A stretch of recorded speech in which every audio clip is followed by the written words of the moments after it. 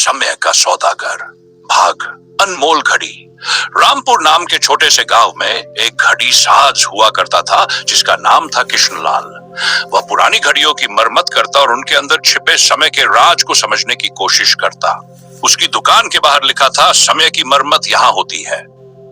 एक दिन एक बूढ़ा आदमी कृष्णलाल के पास आया। उसके हाथ में एक बहुत ही पुरानी सुनहरी घड़ी थी। उसने कहा, यह घड़ी तुम्हें दे रहा हूं, लेकिन ध्यान रखना, यह सिर्फ एक घड़ी नहीं है, यह समय का दरवाजा खोल सकती है। कृष्णलाल ने घड़ी को उलट पलट कर देखा। घड़ी के अंदर कुछ अजीब सा चलता हुआ दिखा। जैसे ही उसने घड़ी को छुआ, एक रोशनी फैली और अचानक वह एक अजीब जगह पर पहुंच गया। भाग दो खबी की दुनिया। कृष्णलाल ने अपने चारों ओर देखा। वह एक विशाल महल में था, जहां दीवारों पर समय के कई युगों की तस्वीरें बनी हुई थी। अचानक एक आवाज गूंजी, कृष्णलाल, तुम समय के नए रखवाले हो। वह चौंक गया। उसके सामने एक प्राचीन आदमी प्रकट हुआ, जिसके हाथ में रेत से भरी घड़ी थी। उसने कहा, यह घड़ी तुम समय में यात्रा करने की शक्ति देती है, लेकिन इसका इस्तेमाल सिर्फ अच्छाई के लिए करना। याद रखना, समय के साथ खेलना खतरनाक हो सकता है। समय की चुनौती। कृष्णलाल ने घड़ी की मदद से कई युगों की यात्रा की। उसने राजा महाराजाओं के काल से लेकर भविष्य के तकनीकी युग तक देखा। हर जगह उसने समय से जुड़े सवालों के जवाब खोजे।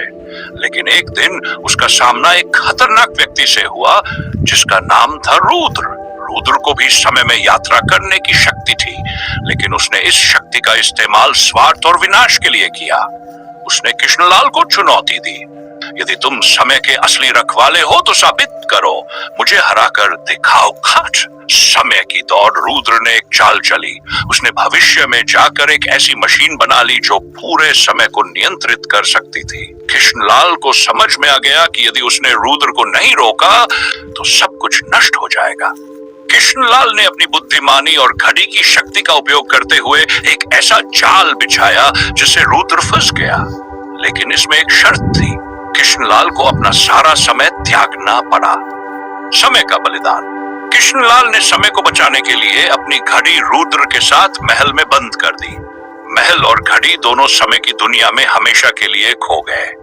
गांव वाले कई दिनों तक कृष्णलाल को ढूंढते रहे, लेकिन वह कभी नहीं लौटा। उसकी दुकान के बाहर सिर्फ एक पंक्ति लिखी मिली, समय अमूल्य है, इसे सही तरीके से जीना सीखो। निष्कर्ष, कृष्णलाल ने अपनी जान देकर यह सिखाया कि समय से बड़ा कुछ भी नहीं। कहानी हमें यह सिखाती है कि समय की कदर करना और उसका सही इस्तेमाल करना